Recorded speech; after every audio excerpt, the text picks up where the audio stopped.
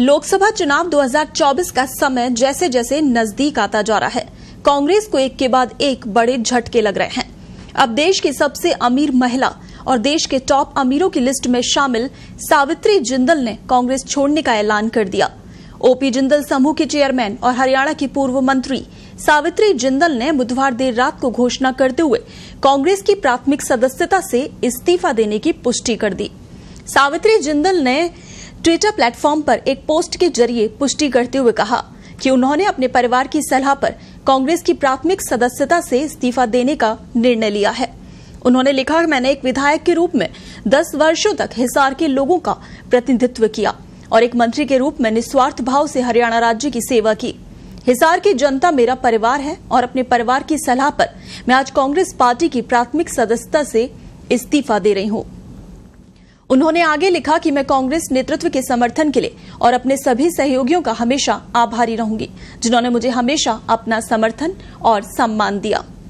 भारत की सबसे अमीर महिलाओं में सबसे ऊपर सावित्री जिंदल, जिनकी उम्र 84 साल है और वो जिंदल समूह का विशाल कारोबार संभाल रही हैं।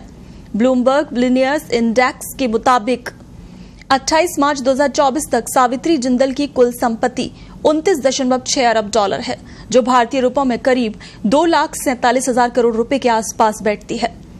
देश की सबसे अमीर महिलाओं की लिस्ट में इनका नाम पहले नंबर पर आता है, तो वहीं दुनिया के टॉप अरबपतियों में सावित्री जिंदल 56वें स्थान पर हैं।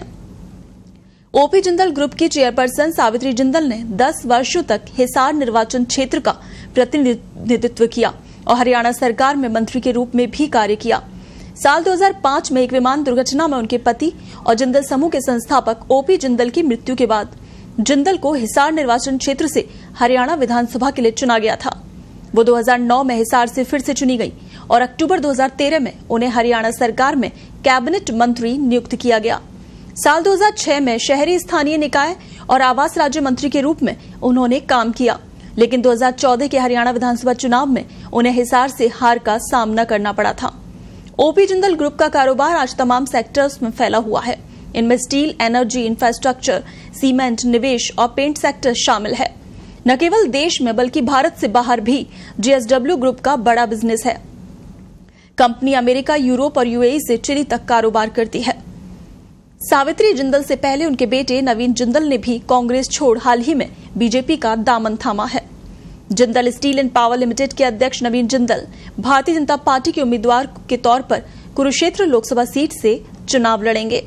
गौरतलब है कि नवीन जिंदल कुरुक्षेत्र से साल 2004 से 2009 और साल 2009 से 2014 तक कांग्रेस से सांसद रहे हैं।